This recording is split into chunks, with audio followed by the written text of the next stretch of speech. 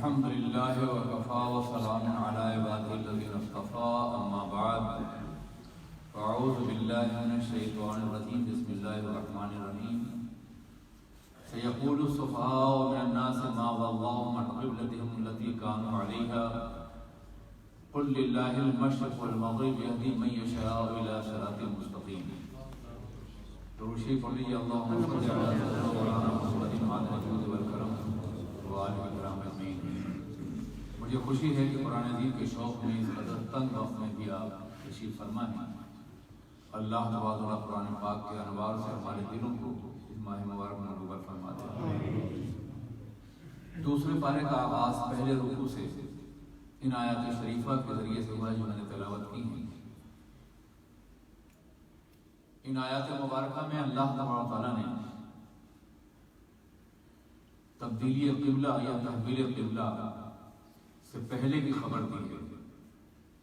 مشیت کا یہ فیصلہ تھا کہ قبلہ بدلا جائے تو اللہ تبارک و تعالیٰ نے ارشاد فرمایا کہ ان قریب یہ قبلہ تبدیل ہوگا تو قوم کے احمق لوگ یہ کہیں گے کہ کس بات نے انہیں قبلے کی تبدیلی مجبور کیا ہے، تو یہ پیغمبر ہم سے صرف کہہ دیجیے کہ مشرق اور مغرب صرف اللہ کے لیے، اور وہ جسے چاہتا ہے صراط مستقیم طرف ہدایت دیتا ہے۔ یہ ترجمہ ہے اس آیت کریمہ کے جس کی تشریح میں کرنے جا رہا ہوں۔ ہوا ایسا تھا کہ جناب آدم علیہ السلام سے لے کے جناب نوح علیہ السلام تک کعبہ مقدسہ کی بنیادیں موجود تھیں۔ کعبہ کی جو زمین ہے یہ سطح آب پہ ابھرنے والی سب سے پہلے زمین ہے کائنات میں، اور یہ زمین ایسی ہے جہاں کعبہ مقدسہ ہے کہ اس کے اوپر آسمانوں میں بیت المعمور ہے۔ بیت المعمور یہ قبلہ ہے فرشتوں کا۔ جس طرح ہم زمین پہ کعبہ کا طواف کرتے ہیں ٹھیک اسی کے اوپر فرشتے بھی بیت المعمور کا طواف کرتے ہیں، اور جہاں بیت المعمور ہے اس کے بالکل اوپر عرش عظیم ہے۔ تو براہ راست کعبہ مقدسہ کی چھت کا تعلق عرش عظیم سے ہے۔ کعبہ کے اوپر بیت المعمور ہے، فرشتوں قبلہ ہے، اور اس کے اوپر عرش عظیم ہے۔ اس اعتبار سے کعبہ مقدسہ کا قبلہ ہونا دراصل عرش عظیم کے طواف کے برابر ہے۔ آپ وہاں نہیں پہنچ سکتے، لیکن اسی کے زیر سایہ اسی کے شیڈو میں آپ کعبہ مقدسہ کا طواف کرتے ہیں۔ آقا دو جہاں علیہ السلام جب جلوہ گر ہوئے تو آپ نے 17 مہینے تک بیت المقدس نماز پڑھی، نماز کی فرضیت کے بعد۔ لیکن جب آپ مدینہ طیبہ تشریف لے گئے تو ایک مشکل پیش آئی، اور مشکل یہ تھی کہ جب کعبہ میں کی طرف رک کر کے نماز پڑھتے تھے تو بیت المقدس بھی سامنے ہوتا تھا اور کعبہ تو تھا ہی، لیکن جب آپ مدینہ طیبہ تشریف لے گئے اور وہاں آپ نماز پڑھنا شروع کر دی تو کعبہ پشت کی طرف تھا، اور سرکار کے قلب اطہر پر یہ بات گرم گزر رہی تھی کہ وہ کعبہ جو جناب ابراہیم علیہ السلام نے بنایا ہے طوفان نوح کے بعد، اس کعبے سے ہم انحراف کر رہے ہیں۔ مگر چونکہ اللہ کا کوئی فیصلہ نازل نہیں ہوا تھا، اور پیغمبر وہی کرتے ہیں جو اللہ فرماتا ہے، تو انتظار کر رہے تھے کہ اللہ کی طرف سے کوئی حکم نازل ہو جائے تاکہ ہم اپنا قبلہ بدل لیں۔ اور آقا کو پہلے سے معلوم تھا، اور صرف آقا ہی کو نہیں، یہود و نصارہ کو بھی، کہ جو آنے والے آخری نبی نبی القبلتین ہوں گے، دو قبلے کے نبی ہوں گے۔ تو ایک قبلہ تو بیت المقدس تھا، اور دوسرا قبلہ وہ جو جناب ابراہیم علیہ السلام نے بنایا تھا کعبہ مقدس۔ حضرت نوح کے زمانے سے لے کے اور جناب موسیٰ علیہ السلام کے زمانے تک قبلہ کعبہ ہی رہا۔ جناب موسیٰ علیہ السلام جب ہجرت کی مصر سے، ان کے لیے دریا میں راستہ پیدا کیا گیا اور بیت المقدس گئے تو انہوں نے اپنا قبلہ بحکم الہی بیت المقدس کو بنایا. ان کے زمانے سے لے کر کے اور سرکار کے زمانے تک بنو اسرائیل کا قبلہ اور 17 مہینے تک مسلمانوں کا قبلہ بیت المقدس رہا. لیکن اللہ کے رسول علیہ السلام کی خواہش یہ تھی کہ قبلے کو جلد بدل دیا جائے اور ہم حضرت ابراہیم کی تعمیر یا جناب آدم کی تعمیر اول یا کائنات کے سب سے مرکزی قبلے کا رخ کر سکیں. تو آپ کبھی کبھی اپنا روئے زیبا اللہ کی رحمت کے لیے آسمان پر اٹھاتے تھے. اور پھر ایک بار ایسے ہی ہوا کہ آپ نماز عصر ادا فرمانے والے تھے, اپنا روئے زیبا اپنے آسمان پر اٹھایا تو نماز عصر ہی میں حکم ہو گیا قبلہ بدل دیا. چنانچہ آپ اسی وقت پلٹ گئے اور تمام صحابہ بھی, اور مدینے کی وہ مسجد جسے مسجد قبلتین کہتے ہیں وہی قبلہ مقدسہ تبدیل ہوا تھا. اس کے بعد سے لے قیامت تک کے لیے قبلہ جو ہے تمام مسلمانوں کا مرکز عقیدت اور قبلہ کعبہ مقدسہ ہی ہوگا. مگر جب قبلہ تبدیل ہوا تو یہودیوں نے کہنا شروع کر دیا اور کافروں نے کہنا شروع کر دیا کہ اب تک تو یہ بیت المقدس و نماز پڑھتے تھے, اب جان قبلہ کی بدل دیا. تو اس کے جواب میں اللہ نے فرمایا کہ مشرق و مغرب صرف اللہ کے لیے, کعبہ کوئی معبود نہیں ہے, معبود تو پروردگار اعلیٰ ہے. قبلہ تو دراصل انسانوں کی یونٹی کے لیے ایک مرکز بنا دیا گیا ہے. مشرق ہو یا مغرب, پورب ہو یا پچھم ہو, شمال ہو یا جنوب ہو, یہ ساری سمتیں اللہ کے لیے, اور وہ قادر مطلق ہے کہ جس سمت کو چاہے قبلہ قرار دے. یہ ایک آسان سا جواب تھا.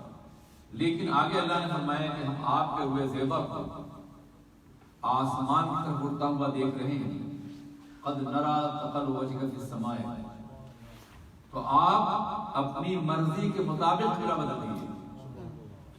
یہ نہیں فرمایا کہ میں حکم دے رہا ہوں, بلکہ ترضاها, آپ اسے اپنا قبلہ بنا لیجیے جسے آپ پسند فرماتے ہیں. گویا یہ قبلہ بدلا گیا ہے تو سرکار کی مرضی کے مطابق خواہش کی بنیاد پر. پیغمبر اعظم کی خواہش کا اتنا احترام مشیت نے فرمایا کہ ان کے حکم, ان کی مرضی کے مطابق قبلہ بدل دیا گیا, اور آج تک وہی قبلہ ہے پوری کائنات کا. دوسری طرف مکہ کے بت پرستوں نے کہنا شروع کر دیا کہ یہاں تو بتوں کی مخالفت کرتے تھے اور قبلہ اسے بنا لیا جس کے اندر بت رکھے ہوئے ہیں.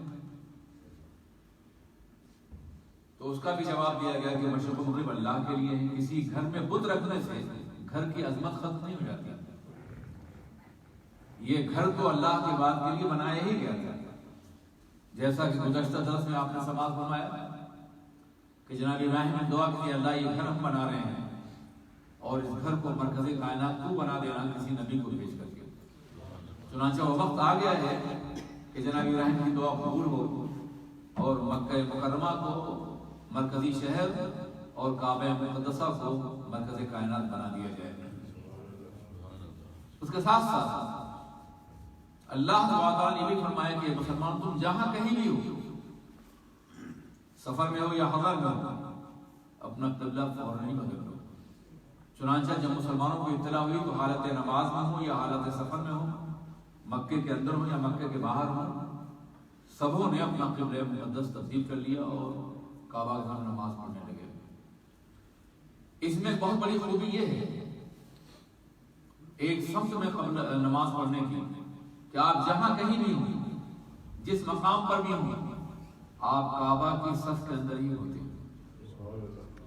کعبہ کی پہلی صف نماز کی کعبہ کے چاروں طرف ہے, دوسری اس کے بعد, تیسری اس کے بعد اس کے پیچھے, اور کعبہ کے باہر شہر کے باہر. اور اگر ہم دیکھیں تو ہم بھی کعبہ کی صف میں کھڑے ہوتے چاہے کہیں بھی کھڑے ہوتے. دنیا میں اگر کوئی جغرافیہ دان تمام مسجدوں کا نقشہ بنائے تو یقیناً ہر مسلمان اسی صف میں کھڑا ہوگا جس صف میں کہ کعبہ کے ارد گرد لوگ کھڑے ہوئے ہیں. یہ مسلمانوں کی یونٹی, اتحاد اور اس کے ساتھ ساتھ مرکزیت کو قائم رکھنا ہے کہ ہمارا مرکز ایک ہے. ہمارا اللہ ایک ہے، ہمارے رسول ایک ہیں، ہماری کتاب ایک ہے، ہمارا قبلہ ایک ہے، ہم بحثت قوم ایک ہیں۔ یہ اور بات ہے کہ جتنا پردازوں نے اختلافات پیدا کر دیے ہیں، ورنہ ایک ہی سب کا نبی، دین بھی، قرآن بھی ایک، کیا جب بات تھی ہوتے جو مسلمان بھی ایک۔ ابتداء بیت المقدس قبلہ کیوں بنایا گیا؟ جب نماز فرض ہوئی تھی تو اسی وقت قبلہ ہی بدل دیا تھا۔ حقیقتاً قبلہ تو مکہ مکرمہ اس وقت ہی تھا، جب نماز فرض ہوئی ہے تو حضور قبلے تک نماز ہی پڑھتے تھے۔ ہاں بیت المقدس بھی سامنے تھا، لیکن مدینہ طیبہ میں جب تشریف لے گئے تو سمتیں بدل گئی۔ پھر حضور کی خواہش ہوئی کہ مکمل طور پہ تبدیلی قبلہ کا اعلان کیا جائے، تحویل قبلہ کا، جس کا مشیت نے اعلان فرمایا۔ اور دوسری وجہ یہ تھی کہ پہلے کیوں نہیں بدلا گیا، بعد میں کیوں بدلا گیا؟ 17 مہینے کے بعد اللہ اس کے بارے میں فرماتا ہے وَمَا جَعَلْنَا الْقِبْلَةَ الَّتِي كُنْتَ عَلَيْهَا إِلَّا لِنَعْلَمَ مَن يَتَّبِعُ الرَّسُولَ مِمَّن يَنقَلِبُ عَلَىٰ عَقِبَيْهِ وَإِنْ كَانَتْ لَكَبِيرَةً إِلَّا الَّذِينَ هَدَى اللَّهُ۔ اللہ فرماتا ہے کہ ہم نے اس قبلے کی تبدیلی اس لیے بھی کی تاکہ ہم جان جائیں کہ تم میں کون نبی کی اتباع کرتا ہے۔ قبلے کی تبدیلی اتنی بڑی بات تھی کہ دل میں خیال پیدا ہو سکتا تھا کہ ایسا کیوں ہے، لیکن مومن جو ہے وہ یہ دیکھتا ہے کہ پیغمبر کیا کر رہا ہے، مومن یہ نہیں دیکھتا کہ ہمارا دل کیا کہہ رہا ہے۔ تو اللہ فرماتا ہے کہ ہم آزمانا چاہتے تھے، پہلے قبلہ بیت المقدس رکھ کر کے پھر کعبے کو قبلہ بنا کر کے ہم آزمانا چاہتے تھے، ہم دیکھنا چاہتے تھے کہ تم میں نبی کی اتباع کون کرتا ہے۔ عجیب بات ہے، فیصلہ مشیت نے کیا ہے مگر نبی کی مرضی کے مطابق، اور قرآن کہتا ہے کہ من یتبع الرسول، تم میں نبی کی اتباع کون کرتا ہے۔ ایسا تو نہیں کہ تمہارے دل میں کوئی شبہ پیدا ہو کہ نبی نے اپنی مرضی سے کوئی فیصلہ کر لیا ہو۔ اس لیے تمہارے ایمان کا جائزہ لینے کے لیے بھی ضروری تھا کہ قبلے کو بعد میں بدلا جائے، اور قبلے کا بدلنے کی مرکزیت تبدیل کی جائے کائنات میں۔ آج سے پہلے سرور کائنات سے پہلے بنو اسرائیل دنیا کی منتخب قوم تھی، انبیاء ان میں آتے رہے، مگر سرور کائنات آخری نبی بن کے جلوگر ہوئے، اور کعبہ کو مرکز کائنات بنا کر کے قیادت بھی ہمیشہ کے لیے تبدیل کر دی گئی کہ اب خیر امت یہود نہیں ہے بلکہ خیر امت کا منصب پیغمبر اعظم کے ماننے والوں کے سر پر رکھا گیا۔ چنانچہ یہی ہوا کہ منافقین آپس میں بات کرتے رہے کہ ہمیں یہ کیوں بدل دیا، کیا ہوا، چونکہ منافق تھے۔ لیکن جو اہل ایمان تھے وہ حالت نماز میں جہاں کہیں بھی ہو، مکے کے اندر ہو باہر کہیں بھی ہو، وہ فوراً ہی بدل گئے، پلٹ گئے، اس لیے کہ یہ اللہ کا حکم تھا اور اللہ کے رسول اللہ کی مرضی کے مطابق اعلان فرما رہے تھے۔ لوگ قبلہ بدل دیا گیا ہے، اب تمہارا قبلہ کعبہ مقدسہ ہے، بنائے ابراہیم ہے۔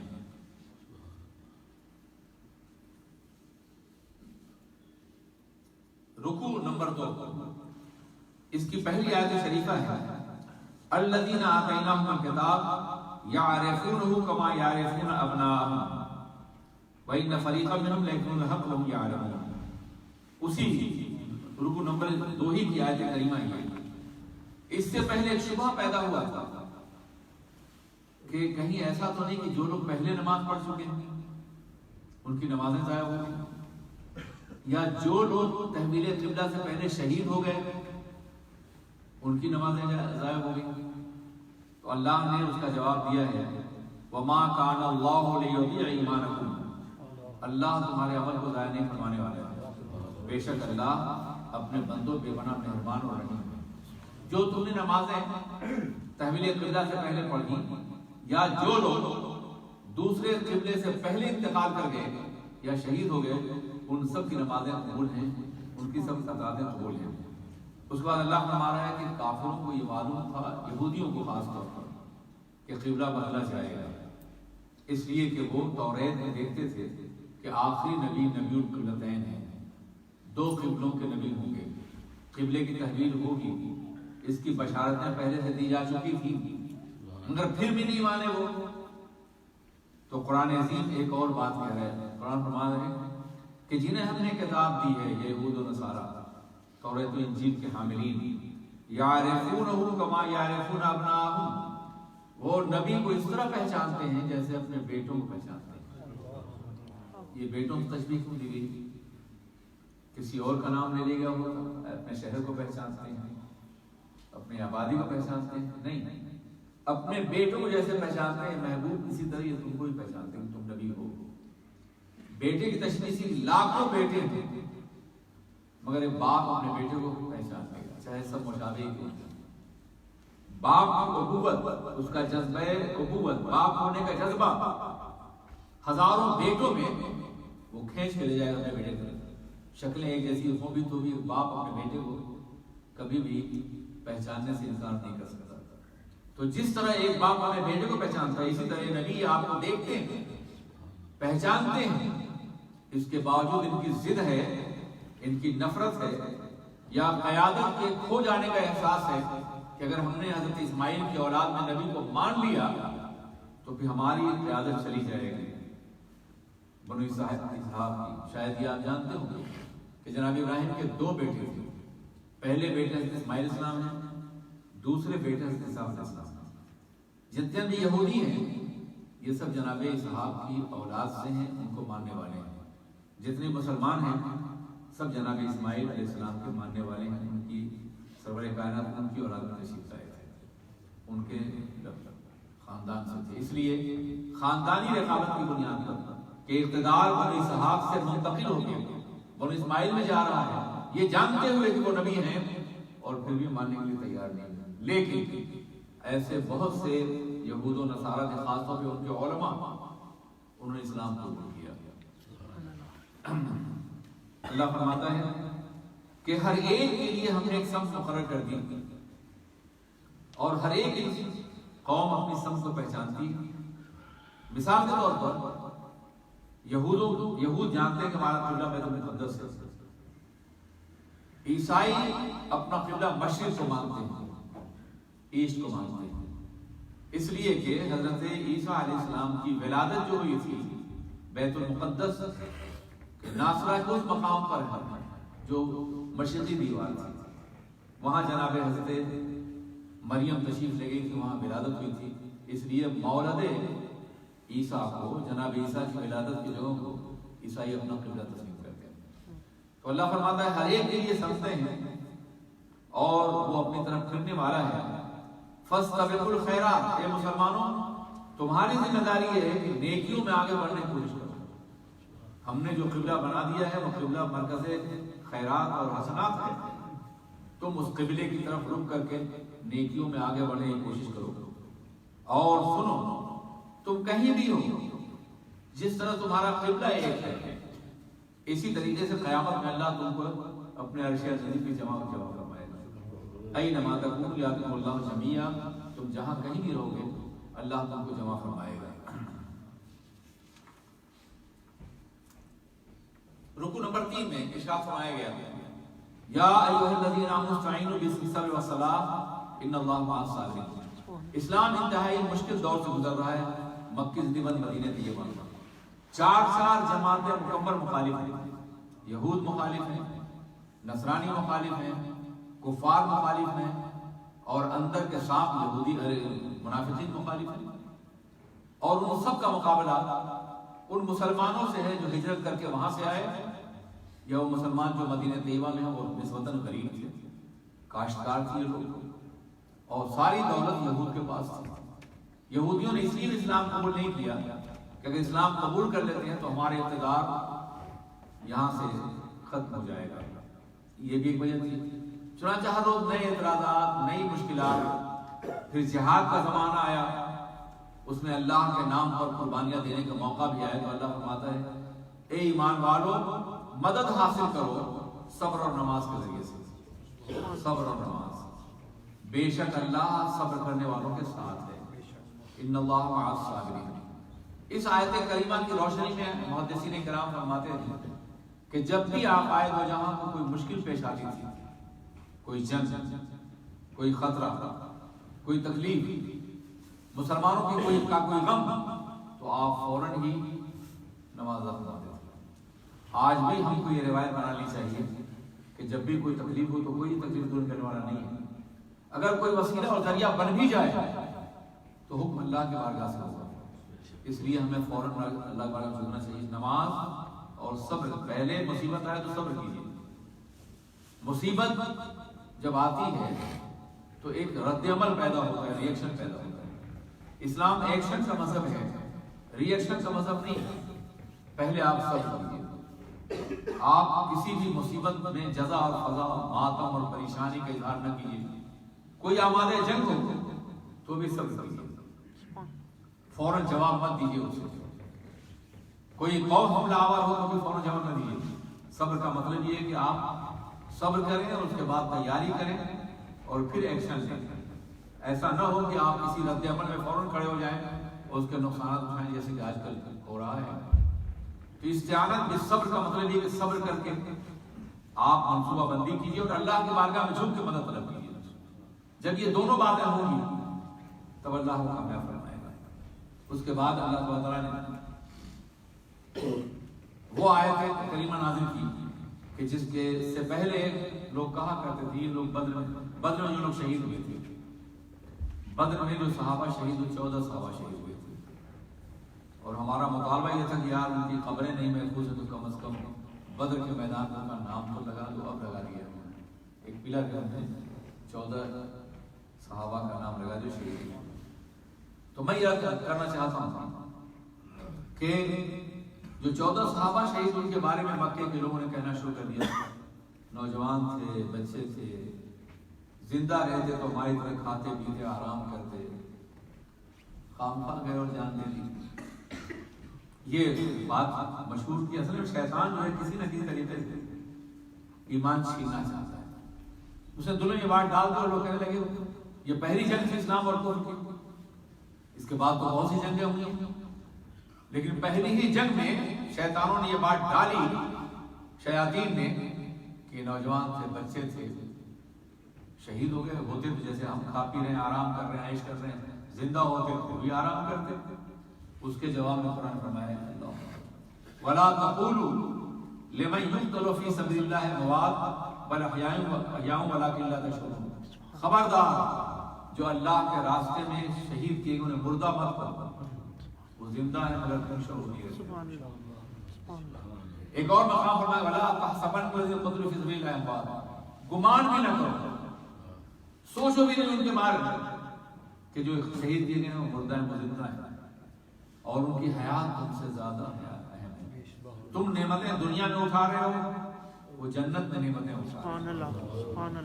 تم نعمتیں اپنے ہاتھوں کی تیار کی ہوئی نعمتیں فیضیاب ہو، وہ جنت میں اللہ کی بخشی ہوئی نعمتوں سے فیضیاب ہے. تمہاری دنیا یہ تمہارا اپنا گھر اور ماحول ہے، تپش اور سوزش کی دنیا، ان کی دنیا جنت اور راحت کی دنیا ہے. اس لیے انہیں مردہ مت کو، وہ زندہ ہے. اب یہاں ایک بات آپ اچھی طرح سمجھ لیں کہ ہمیشہ مفضول سے افضل کا مقام متعین کیا جاتا ہے. جو لوگ اللہ کے راستے میں شہید ہوئے وہ زندہ کیوں ہیں؟ اس لیے کہ وہ نبی کے مشن پہ شہید ہوئے، نبی کے دین کے لیے شہید ہوئے، فی سبیل اللہ شہید ہوئے. تو جب جو نبی کے مشن پہ شہید ہو جائے وہ تو زندہ ہے، اور خود نبی مردہ کیسے ہوں گے؟ جب مفضول زندہ ہے تو افضل خود ہی زندہ ہوگا. اس لیے اس آیت کریمہ میں صرف شہداء کی حیات نہیں بلکہ پیغمبر اعظم کی حیات کا بال واسطہ اعلان ہے کہ جب مشن سے انتقال کرنے والا زندہ ہے تو پھر جس کا مشن ہو، جو سائنس کائنات میں سب سے افضل ہو، اس کی زندگی کے بارے میں کیا شبہ کیا جا سکتا ہے.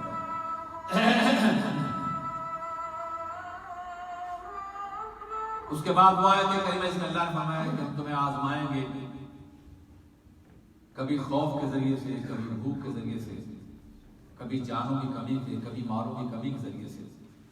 اور جو لوگ ان آزمائشوں میں پورے اتریں گے، آزمائشوں سے گزریں اور کہیں گے ہم تو اللہ ہی کے لیے لوٹنے والے ہیں، یہی لوگ کامیاب ہیں.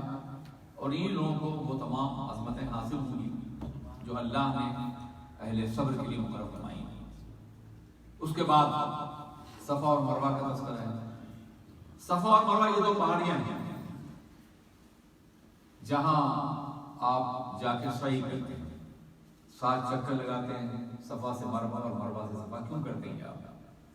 اس لیے کرتے ہیں کہ جناب ابراہیم علیہ السلام نے جب ہجرت فرمائی اور اپنے ننھے شہزادے جو ابھی دودھ پیتے تھے انہیں مکہ مکرمہ میں چھوڑ کے حکم الہی سے چلے گئے تھے. اپنی بیوی حضرت ہاجرہ رضی اللہ عنہا کو اور جناب اسماعیل علیہ السلام. عالم یہ ہے کہ ایک پتھر ہے وہاں جہاں کنواں ہے زمزم شریف کا، تو انہوں نے بند کر دیا ہے. زمزم کے کنویں کے پاس ایک پتھر پر انہیں چھوڑ کے چلے گئے. انہیں پیاس لگی، منہ میں پپڑیاں آ گئی، بار بار زبان پھیرتے رہے، ماتھی تڑپ اٹھی. پانی کی تلاش میں صفا اور مروہ کے درمیان 7 چکر لگائے. صفا بلندی پہ تھا، جب وہاں سے دیکھتی اپنے بیٹے کو تو پھر دوڑنا شروع، جب نیچے جاتے دوڑنا شروع کر دیتی، اور جب پھر اونچائی آتی پھر دیکھتے. تو اسی لیے ہمیں بھی ہے کہ آپ کعبہ کا رخ کر کے دعا کیجیے، پھر سفر کیجیے. جہاں جناب حاجرہ دوڑی تھی وہاں دوڑیے، اور پھر وہاں دوسرے جگہ جا کے آپ دعا کیجیے اور پھر واپس آئیے. بالکل اسی طریقے سے جیسے جناب حاجرہ نے یہ سفر کیا تھا. اللہ تعالیٰ نے ان کے اس محبت کے سفر کو جناب اسماعیل علیہ السلام کی محبت میں جو سفر کیا تھا انہوں نے اس کو ہماری عبادت کا لازمی حصہ قرار دیا، اور صرف حصہ نہیں قرار دیا بلکہ اسے شاعر اللہ قرار دیا. ان صفا والمروہ من شعائر اللہ، بے شک صفا اور مروہ اللہ کی نشانیاں ہیں. جہاں حضرت ہاجرہ کے قدم پڑے وہ اللہ کی نشانی ہے، تو جہاں رسول پاک کے قدم پڑے ہوں، سرور کائنات کے قدم پڑے ہوں، وہ ذرہ ذرہ اللہ کی نشانی میں سے ہمارا یقین ہے. اور جناب حاجرہ کے قدم جہاں پڑے وہ اگر اللہ کی نشانی ہے تو جہاں سرور کائنات ہمارے مبارک پڑے ہوں اس کا عالم کیا ہوگا. بس یہ کہ جو اہل ایمان ہے وہ محسوس کرتے ہیں اور جو اہل ایمان نہیں ان کو یہ محسوس نہیں ہوتا. اب یہ صفا اور مروہ من شعائر اللہ کہہ کے پھر اللہ جو حج کرے اور عمرہ کرے اس کے لیے حج نہیں ہے کہ وہ صفا اور مروہ کے درمیان صحیح کرے. یہ کیوں کہا گیا کہ اس کے لیے حج نہیں ہے؟ جب ایک رکن بنا دیا گیا ہے تو پھر یہ کیوں کہا کہ حج اس کے لیے حج کیوں نہیں؟ اصل میں قرآن عظیم کو سمجھنے کے لیے شان نزول کا سمجھنا بہت ضروری ہے. بہت کم لوگ جانتے ہیں کہ ہر آیت کے پیچھے کوئی نہ کوئی واقعہ ہے، کوئی نہ کوئی شان نزول ہے، کوئی وجہ نزول ہے، کوئی وجہ ہے جس کی بنیاد پر آیت نازل کی. جو خالی ترجمہ پیٹ میں لا کے ڈھونڈتے ہیں وہ ان باتوں سے واقف نہیں ہوتے. وہ سمجھتے ہیں بہت بڑے عالم ہو گئے ہیں، ترجمہ ہم نے پڑھ لیا ہے، قرآن پاک کا لے گھوم رہے ہیں. یار میڈیکل سائنس کی کتاب لے کے آپ پوری پڑھ ڈالی اور مجھ سے کہیے سو جائیں میں آپریشن کروں گا تو میں سو جاؤں گا کیا؟ لا کی کتابیں پڑھ ڈالی، کوئی آپ کو پریکٹس جائز دے آپ جج بن جائیں گے. فن ہوتا ہے، تعلیم کی کچھ بنیادیں ہوتی ہیں، احساس ہوتی ہیں، اس کے بعد ہی کوئی ڈگری دی جاتی، کوئی حیثیت ہوتی ہے. یہ نہیں کہ آپ نے ترجمہ پڑھ لیا تو آپ بہت بڑے قابل ہو گئے اور لوگوں سے کہنے لگے یہ قرآن میں تو یہ لکھا ہے، قرآن میں تو یہ لکھا ہے. پھر تم کیا جانو قرآن پاک کے بارے میں؟ تو اس کی بھی شان نزول ہے. اصل میں ایسا ہے کہ 2 بت تھے، اصاف اور نائلہ. ایک مرد تھا ایک عورت. بعض روایت میں انہوں نے کعبہ کے اندر زنا کیا تھا تو انہیں پتھر میں تبدیل کر لیا گیا. تو ان دونوں بتوں کو اٹھا کر کے کافروں نے ایک کو صفا پہ ایک کو مروہ پہ رکھ دیا، اور پھر طواف صفا سے مروہ تک وہ بھی کرتے تھے ننگا طواف، مگر ان بتوں کے پیر کو چھو کر کے. جب اسلام نے حکم دیا کہ صفا اور مروہ کا طواف کرو تو اچانک دل میں خیال کیا کہ بڑی خراب دے دیتے، یہاں تو 2 بت رکھے ہوئے، یہاں سے تو کافر پوجا کرتے تھے، ہمیں یہ حکم کیوں دیا گیا؟ اللہ نے یہ بتانا چاہا کہ کسی جگہ پر کسی برے کام کے ہونے کی وجہ سے جگہ کی عظمت ختم نہیں ہوتی. جگہ اپنے مقام پر عظیم ہے. جناب حاجرہ کے قدموں سے جو زمین مس ہو گئی ہے وہ برکت والی ہے. کچھ دنوں کے لیے کافروں نے خود رکھا، وہ اٹھا کے پھینک دیے گئے، وہ جگہ آج بھی اسی طرح ہے بالکل جیسے کعبہ مقدسہ میں 360 بت رکھے گئے تھے، لیکن کعبہ کی عظمت کو متاثر نہیں ہوئی. نہیں، بہت سے لوگ کہتے ہیں یار ہم نے اس مسجد کو اس لیے ڈھا دیا کہ وہاں شرک ہونے لگا تھا. ہم نے یہ کر دیا شرک ہونے. ارے بدبختو، اگر شرک کو منع کرو نا، اس کی بنیاد پر یعنی یہ مطالبہ باضابطہ کرتے رہے کہ حکومت خضرا کو ہٹا دیا جائے، سرکار کے روزے ہٹا دیا جائے، یہ ڈیمانڈ کرتے رہے. آج یہ ڈیمانڈ بھی موجود ہے. میں عرض کرنا چاہتا ہوں کہ اگر کوئی غلطی کر رہا ہو تو ایسا ہوتا نہیں، کوئی مسلمان شرک نہیں کر سکتا. اور حدیث پاک میں کہہ دیا گیا ہے کہ شیطان مایوس ہو گیا ہے کہ وہ حجاز مقدس پھر دوبارہ شرک کروا سکے. یہ حدیث ہے بات. تو وہ تو شرک نہیں، جو تم شرک سمجھتے ہو حاضری کو، زیارات کو، تو اس کی بنیاد پر تم مسئلے کھا سکتے ہو. اگر ایسا ہو تو کعبہ ڈھا دیا جاتا، صفا اور مروہ کا طواف روک دیا جاتا. لیکن کعبہ سے بت نکالے گئے، کعبہ آج بھی محترم ہے. صفا اور مروہ سے بت ہٹا دیے گئے، وہاں آج بھی طواف ہو رہا ہے، صحیح ہو رہی ہے. تو اللہ فرماتا ہے کہ ان الصفا والمروہ من شعائر اللہ، صفا اور مروہ، ان الصفا والمروہ من شعائر اللہ فمن حج البیت او اعتمر، تو جو حج کرے اور عمرہ کرے فلا جناح علیہ ان یطوف بہما، تو اسے کوئی حج نہیں کہ طواف کرے، یعنی ان کے درمیان صحیح کرے، کوئی حج نہیں. بت ہٹا دیے گئے ہیں. زمین کی تقدیس اور زمین کی عظمت آج بھی محفوظ ہے.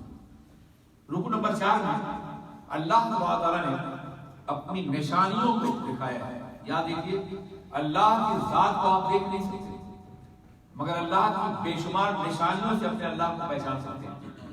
ہر گیا ہے کہ الضمیر وحدہ لا شریک لی گویا، برگ درختان سبز در نظر ہوشیار، ہر برق دفتریز معرفت کردگار، وفی کل شیء لہو آیت تدل علی انہ آیت. کائنات کا ذرہ ذرہ، ایک پودا، ایک پتا، وہ اللہ کی گواہی دیتا ہے. کوئی ہے خالق، کوئی ہے پیدا کرنے والا، کوئی ہے مدبر جو اس پورے نظام کو چلا رہا ہے. تو کچھ آیتیں ایسی ہیں جن کو آیات آفاق کہتے ہیں، جس میں زمین و آسمان میں پھیلی ہوئی اللہ کی قدرت کا تذکرہ کیا گیا.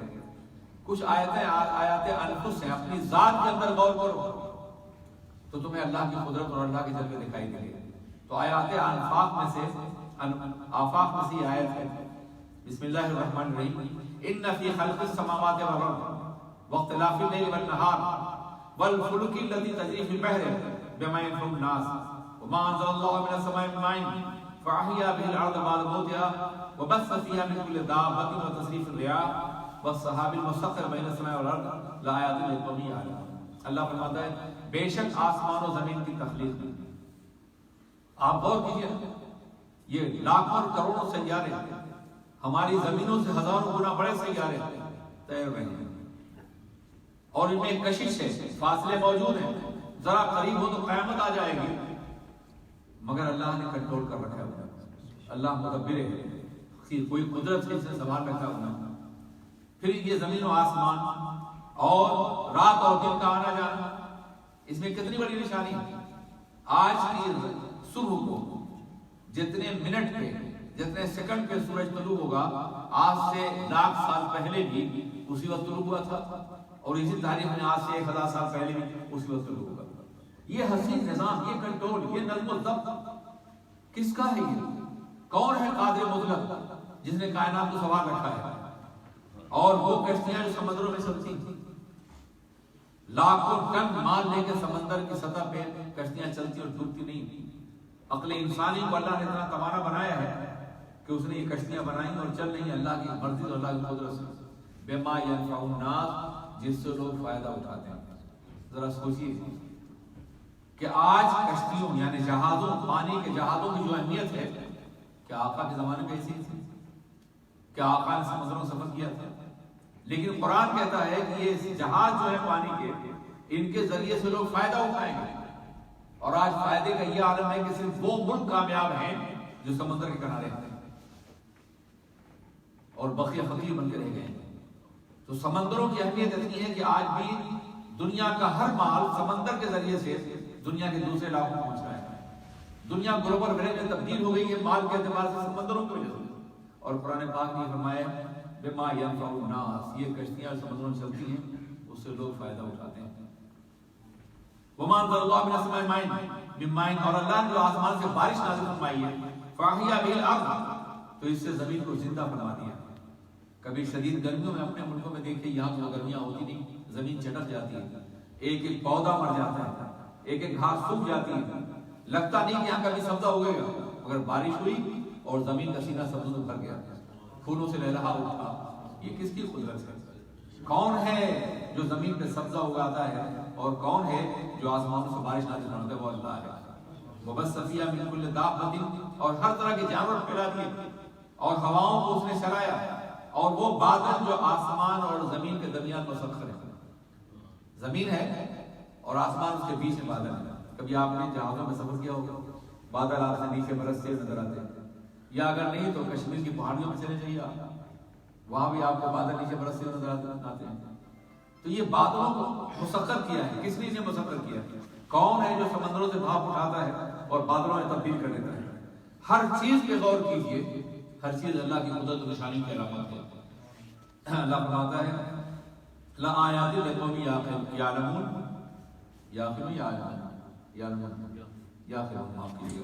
تو یہ آیات ہیں ان تمام انسانوں کے لیے جو عقل رکھتے ہیں۔ یہ عقل کی پہچان ہے۔ اگر اللہ کی قدرت اور نشانیوں کو دیکھ کر کے بھی آپ پہچان نہیں سکتے ہیں اللہ کی قدرت کو، تو آپ کی عقل اندھی ہے، آپ باشعور نہیں ہیں، اپنے عقل کو صحیح طور پہ استعمال نہیں کر رہے ہیں۔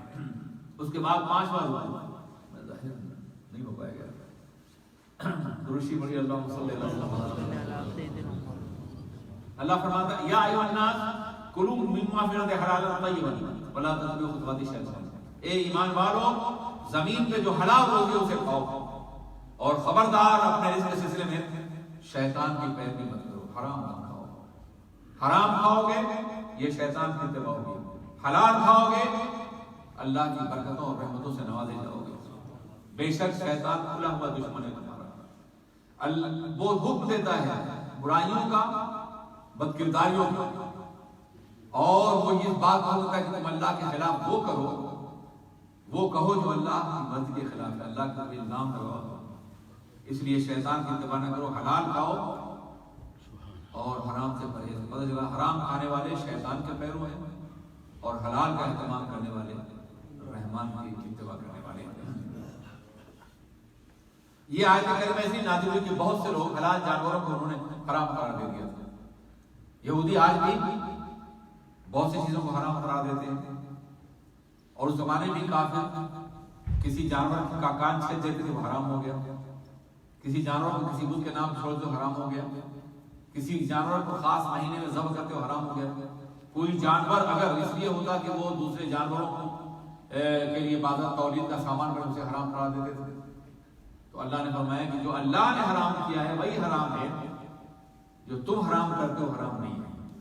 حرام کی فہرست قرآن نے دے دی، اب تمہیں اپنی طرف سے کسی بات کو حرام کہنے کا حق نہیں ہے۔ جو حرام بتا دیا گیا ہے وہ حرام ہے، بقیہ سب حلال ہے۔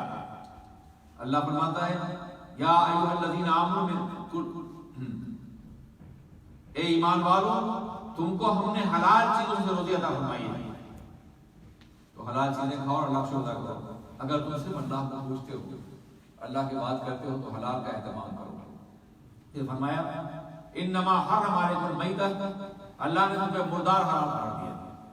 کوئی بھی جانور مر جائے، پتھر سے مارا جائے، گردن دبا دی جائے، خود سے مر جائے، جیسے بھی ہو جانور مر جاتا ہے تو وہ حرام ہے۔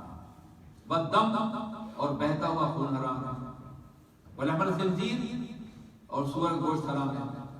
اور جس جانور پر ذبح کرتے وقت اللہ کے نام کے علاوہ کسی اور کا نام لیا جائے، اس زمانے میں بسم اللہ والعزیٰ، ہم لات کے نام سے، عزیٰ کے نام سے، بتوں کے نام ذبح کرتے تھے، یعنی ہم سے مراد کافر اس زمانے میں۔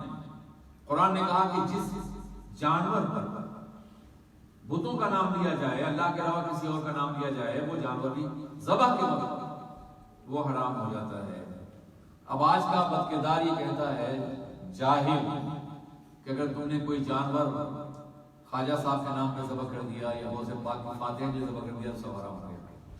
وما اہل، فرمایا جس میں نام دیا جائے، پکارا جائے اللہ کے نام کے علاوہ کسی اور کا نام، ورنہ پھر کوئی تم قربانی کے لیے رہو وہ بھی حرام ہو جائے گا، تو اپنے بچے کے عقیقے کے لیے کوئی جانور وہ بھی حرام ہو جائے گا۔ اگر نام کی بنیاد پہ کوئی جانور حرام ہوتا ہے تو پھر تو کوئی جانور حلال ہی نہیں ہوگا۔ یہاں مراد یہ ہے کہ جس پہ بوقت ذبح کرتے وقت اللہ کا نام کے علاوہ کسی اور کا نام لیا جائے تو یقیناً وہ حرام ہو جائز نہیں ہے۔ فرمایا گیا کہ تم پر مردہ حرام قرار دیا گیا اور خون، مردہ اور خون کا تذکرہ ایک ساتھ کرنا، اس لیے کہ مردے کے اندر بھی جو جانور مر جائے اس کا سارا خون اس کے گوشت میں جذب ہو جاتا ہے، اور خون ہی تمام بیماریوں کی اصل ہے۔ ایک قطرہ خون نکال کے 20 بیماریاں ڈاکٹر بتا دیتا ہے آپ کو، کہ اصل چیز جو ہے وہ خون ہے، اور مردہ جانور اس لیے حرام قرار دیا گیا ہے کہ اس کے جسم کے اندر خون موجود ہے، نکالا نہیں گیا۔ ذبح اس لیے ضروری ہے کہ جنگل وین کے ذبح کرنے سے، قتل کرنے سے، کاٹنے سے پورا خون ڈرین آؤٹ ہو جاتا ہے اور گوشت بالکل صاف ستھرا ہو جاتا ہے۔ یہ ایک طبی اور میڈیکل فائدہ ہے جو ذبیحہ کھانے کی وجہ سے مسلمانوں کو پہنچتا ہے، اور اسے عقل بھی قبول کرتی ہے کہ جب خون جسم کے اندر ہی ہوگا تو ساری بیماریاں بھی ہوں گی، لیکن جب آپ نے ذبح کر دیا جانور کو اور خون باہر نکل آیا تو پھر گوشت جو ہے وہ ہر طرح کی بیماری سے پاک ہو گیا۔ اس لیے مردے کو اور خون کو ایک ساتھ حرام قرار دیا گیا۔ ولحم الخنزیر اور سور کے گوشت، اس میں بھی ایک ضرورت ہے۔ اول تو سور ایک انتہائی نجیس جانور ہے، یہاں بڑی محبتوں سے پالتے ہیں لوگ، بڑا پیار دیتے ہیں اسے، یہاں کا اپنا معاملہ ہے، لیکن اپنے ملکوں میں سوروں کو دیکھیے صرف غلاظت کھا کے زندہ رہتے ہیں، صرف گندگی کھا کر۔ آقائے دو جہان ہیں تو اس اونٹ پر سواری کرنے سے بھی روک دیا تھا، اس گائے پر یا جس نے گندگی فوری طور پہ کھائی جب تک کہ دوسری غذا نہ کھا لے۔ تو اتنا اہتمام ہے پاکیزگی کا۔ سور غلاظت کھاتا ہے، اور سور کا گوشت کھانے والے جنسی اعتبار سے انتہائی متحرک ہو جاتے ہیں، اس لیے ان دو باتوں کی بنیاد پر سور کو حرام قرار دیا گیا۔ اور ایک وجہ اور بھی ہے، سور بے حیائی کا مرکز ہے، ایک بے حیا اور بے غیرت جانور ہے۔ کہیں ایسا نہ ہو کہ آپ کوئی مقدمہ قائم کر کے ہمارے اوپر کرتا رہے، ٹھیک ہے، جو حق ہے وہ حق ہے، جو ہمارے حلال ہے حلال ہے، حرام ہے حرام ہے، ہم تو بتائیں کہ کوئی برائی ہو ہمیں روکنے کا حق تو ہے اس سے، ان میں یہ بھی ہے۔ سور حرام قرار دیا گیا ہے، اور ایک وجہ اور بھی ہے، ہر جانور، ذات کو تحقیق کی ہے، میں میڈیکل سائنس کے اسٹوڈنٹ نہیں ہوں لیکن تحقیق کیجیے گا آپ بھی کہ ہر جانور اپنے پیشاب کے راستے سے یورک ایسڈ کا 90% تیزاب خارج کرتا ہے، اور سور سے 10% خارج کرتا ہے۔ اگر یہ صحیح ہے تو وہ ساری بیماریاں جس کا تعلق گھٹنے سے ہے، درد سے ہے اور دوسری باتوں سے ہے، وہ اس لیے ہوتی ہیں کہ سور کے گوشت میں یورک ایسڈ کی بڑی تعداد انسانی جسم کے اندر پہنچتی ہے۔ خیر، یہ تحقیق کی بات ہے، میں جو بات شریعت میں ہے اس پہ تو اعتماد ساتھ کہہ سکتا ہوں کہ میں نے یہ پڑھا ہے، ریسرچ ہے۔ جو بات میڈیکل سائنس کی ہے وہ آپ کے حوالے کر دیتا ہوں، آپ تحقیق کر کے دیکھیے گا، شاید یہ بات جو مشہور کی گئی ہے وہ صحیح ہو۔ ہاں، فرمایا کہ فمن اضطر غیر باغ ولا عاد فلا اثم علیہ۔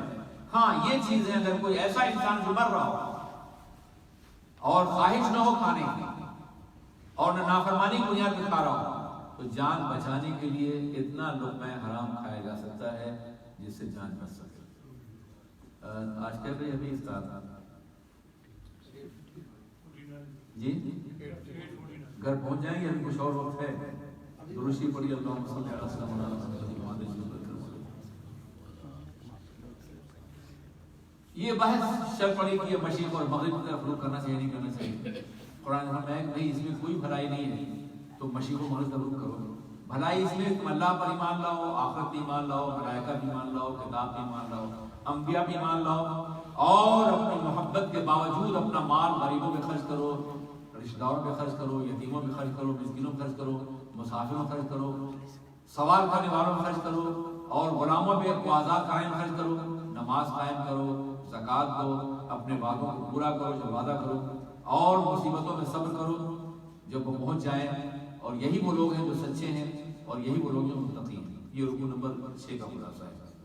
اس کے بعد رکن نمبر 7 سنایا گیا، یا ایھا الذین آمنوا کتب علیکم الصیام کما کتب علی الذین من قبلکم لعلکم تتقون۔ کتب علیکم الصیام کما کتب علی الذین من قبلکم لعلکم تتقون۔ اے ایمان والو، تم پر روزہ اس طرح فرض کیا گیا ہے جس طرح تم سے پہلے قوموں پہ فرض کیا گیا تھا تاکہ تم پرہیزگار بن جاؤ۔ اس کے بعد تمام آیتیں جو آئی ہیں وہ روزے کے احکام کے بارے میں، اور ظاہر کتنا وقت نہیں ہے کہ وہ سارے احکامات بیان کریں، بس یہ کہ آیت کا پہلا جملہ رکو نمبر 8 میں ہے کہ پیغمبر لوگ آپ سے چاند کے بارے میں پوچھتے ہیں، چاند گھٹتا بڑھتا کیوں ہے؟ یہ کبھی غائب ہو جاتا ہے، کبھی نکل آتا ہے، اس کی وجہ کیا ہے؟ تو سرکار نے فرمایا کہ اللہ فرماتا ہے یہ لوگوں کو وقت بتانے کا ذریعہ ہے، مواقیت ہے، اور اس کے ذریعے حج کا موسم تم جان سکتے ہو، اور اس زمانے میں ایک روایت اور بھی تھی، نمازوں کے اوقات جان سکتے ہو کہ لوگ جو حج کرنے جاتے تھے کفار، یہ حج تو جناب ابراہیم زمانے سے لائق تھا مگر شکلیں بدل دی گئی تھی، وہ حج کرنے جب احرام باندھ لیتے تھے تو کسی گھر میں سامنے سے نہیں آتے، گھر میں پیچھے سے نقل لگا جاتی ہے، دیوار باندھ کے آتے تھے، یہ کہتے تھے احرام باندھنے کے بعد چاہے وہ کعبہ ہو یا کوئی اپنا گھر ہو، آپ گھر کے سامنے سے نہیں جا سکتے۔ عجیب سی رسم تھی، قرآن کہتا ہے یہ انتہائی بےہودہ اور باطل رسم ہے، اس میں کوئی بھلائی نہیں کہ تم گھر کے پیچھے سے آؤ یا آگے سے آؤ، بھلائی اس میں یہ کہ تقویٰ اختیار کرو، اللہ سے ڈرو تاکہ تم فلاح پا جاؤ۔ اس کے بعد آیت جہاد نازل ہوئی، وقاتلوا فی سبیل اللہ ان یقاتلوکم، اللہ کے راستے میں صرف ان سے جہاد کرو جو تم سے جہاد قتل کرتے ہیں، یہ فرما دیا گیا، جو تم پر حملہ آور ہو ان کا جواب دو۔ مر جانا یہ نامردی بھی ہے، بزدلی بھی ہے، اور دین کو تباہ کرنا بھی ہے۔ اپنے دفاع کے لیے جہاد کرنا یہ فرض قرار دیا گیا ہے۔ اس کے بعد کیا فرمایا اللہ نے؟ وَلَا تَعْتَدُوا، اور خبردار حد سے مت گزرنا، یعنی تم اپنے طرف سے کسی پہ حملہ مت کرنا، کسی کو نقصان نہ پہنچانا، ہاں جب تم پہ کوئی حملہ آور ہو اس کا جواب دو، ان سے جہاد کرو، یہ فرض ہے تمہارے اوپر۔ یہ نہیں ہے کہ کوئی حملہ آور بھی ہے تو آپ صبر کیے جا رہے ہیں، اور یہ کوئی نہیں کرتا۔ جناب عیسیٰ کا قول یہ ہے کہ جو تمہارے دائیں رخسار میں تماشا مارے اسے بائیں رخسار پیش کر دو۔ کیا آج عیسائی دنیا یہ کر رہی ہے کیا؟ کوئی ایک دنیا بتا رہے؟ آج کوئی مسلمان یہ کہے کچھ کرے تو مسلمان ہے، مسلمان ہے، اسلام ہے، اسلام ہے۔ یہ امریکہ والے عیسائی نہیں ہیں، یہ برطانیہ والے عیسائی نہیں ہیں۔ انہوں نے عراق کو جس طرح تباہ کیا اور دوسرے ملکوں کو تباہ کیا اور کر رہے ہیں، کیا جناب عیسیٰ کا فیصلہ ہے؟ کیا ہم یہ کہہ سکتے ہیں کہ عیسائیوں نے مجھے عیسائیت کو دیا؟ نہیں، یہ ان کا اپنا ذاتی فیصلہ ہے۔ اگر کوئی مسلمان کوئی غلطی کرتا ہے تو اس کا اپنا ذاتی کیریکٹر کا اسلام سے کوئی تعلق نہیں۔ اسلام تو صرف یہ کہتا ہے کہ جو تم نے حملہ آور ہو اس کا جواب دو، اس میں بزدلی مت دکھاؤ یا بھاگو نہیں، لیکن حد سے مت گزرو۔ یہی وجہ ہے کہ اللہ کے رسول صلی اللہ علیہ وسلم نے جہاد فرمایا، لیکن جب مکہ فتح ہوا تو سب کو آزاد کر دیا، سب کو معاف کر دیا، کسی سے کوئی انتقام نہیں لیا۔ انہی آیتوں کو پڑھ پڑھ کے سناتے ہیں، دیکھو قرآن نے تو قتال کا حکم دیا ہے، اور جہاد جو یہ ٹیررزم ہے، پوری آیتیں تو پڑھیں نا، پورے سیاق و سبق کے ساتھ جائزہ لیں تو انہیں محسوس ہوا کہاں کب کیا بات کہی گئی۔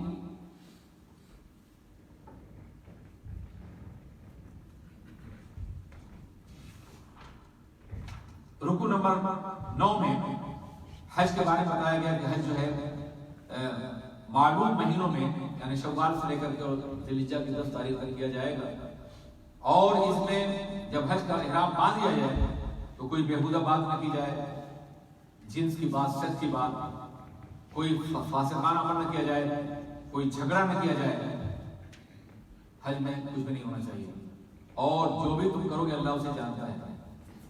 اور حج کے لیے تیاریاں کرتے ہو، توشے لے جاتے ہو، سامان لے جاتے ہو، سب سے بہتر توشہ تقویٰ ہے۔ جب حج کے لیے سے جاؤ تو متقی بن کے جاؤ، پرہیزگار بن کے جاؤ، اور اللہ سے ڈرو، اس لیے کہ اللہ تبارک و تعالیٰ جو ہے ان لوگوں کو کہ حج قبول کرتا ہے جو تقویٰ اختیار کرتے ہیں۔ رکو نمبر 10 میں یہ فرمایا گیا کہ جناب اے پیغمبر اسرائیل سے پوچھیے کہ آپ کو جو نہیں مانتے ہیں، آپ بھی اللہ کی سب سے بڑی نعمتیں عظمیٰ ہیں، اور ان سے پہلے جو نعمتیں ہم نے دی اسے من و سلوہ نازل کیا، ہم نے سمندر میں راستہ پیدا کیا، ہم نے پہاڑوں میں چشمہ جاری کروایا، ہم نے انہیں کافر قوم سے آزادی دی، یہ سارے معجزات ہم نے ان کو دیے، ساری نعمتیں دی ہم نے ان کو، اس کا بھی انکار کرتے رہے، اور آج سب سے بڑی نعمت آپ ہیں۔ تو جس طرح گزشتہ نعمتوں کی ناقدری کی ہے، اے محبوب آپ بھی اللہ کی سب سے بڑی نعمت ہے، آپ کی ناقدری کر رہے ہیں۔ ان کی تو روایت یہ ہے ان کا طرز عمل یہ ہے کہ ہمیشہ اللہ کی نافرمانی کرتے رہے اور ناقدری کرتے رہے. رکو نمبر 11 میں کہا گیا کہ وہ آپ سے حرمت والے مہینوں کے بارے میں پوچھتے ہیں. کہہ دیجئے کہ جو حرمت والے مہینے ہیں ان میں قتال حرام ہے، جائز نہیں ہے. وہ آپ سے پوچھتے ہیں شراب کے بارے میں، تو آپ فرما دیجئے کہ بے شک شراب اور جوا اس میں بہت بڑا گناہ ہے. اسم کبیر و منافع للناس، تھوڑا بہت فائدہ نہ پہنچتا ہوگا. وَإِثْمُهُمَا أَكْبَرُ مِنْ نَفْعِهِمَا، ان دونوں کا گناہ ان کے تھوڑے فائدے سے بہت بڑا ہے، اس لیے بچو. اور اللہ جانتا ہے فسادی کون، اصلاح کون کرنے والا ہے. جو لوگ شراب اور جوا کو معاشرے میں عام کرنا چاہتے ہیں وہ فساد کرنے والے ہیں، اور جو لوگ شراب اور جوے سے معاشرے کو بچانا چاہتے ہیں وہ اصلاح کرنے والے ہیں. پھر فرمایا گیا کہ خبردار مشرک عورتوں سے نکاح مت کرو، خواہ تمہیں کتنی اچھی لگے. بے شک ایک کنیز، ایک غلام عورت چاہے وہ اچھی نہ لگے، وہ اس مشرکہ عورت سے بہتر ہے جو تمہیں بہت اچھی لگتی ہے. اور خبردار کسی مشرک سے عورتیں بھی نکاح نہ کریں خواہ وہ تمہیں کتنی اچھے لگے. ایک غلام، مسلمان غلام ایک مشرک آزاد اور ہینڈسم انسان سے بہتر ہے. اس لیے کیوں نہ کرو، اس کی وجہ قرآن بتاتا ہے کہ اولئک یدعون النار، یہ لوگ تم کو جہنم پر بلاتے ہیں. مشرک سے شادی کرو گے، مشرکہ سے شادی کرو گے، وہ جہنم میں لے جائے گی، اور اللہ تمہیں جنت میں بلانا چاہتا ہے. وہ اللہ کے خلاف یہ کریں گے. اس لیے خبردار مشرک عورتوں سے، مشرک مردوں سے عورتیں شادیاں نہ کریں، اس سے پورا معاشرہ تباہ ہو جائے گا. اور ہم نے ایسے خاندان تباہ ہوتے ہوئے دیکھے ہیں جنہوں نے شادی کر لی ہے غیر مسلموں سے، اور پھر اولاد بھی گئی ہے اور خود بھی گئے اور تنہا روتے ہوئے اور ماتم کرتے ہوئے انہوں نے دیکھا ہے، کوئی ساتھ دینے والا نہیں رہ گیا.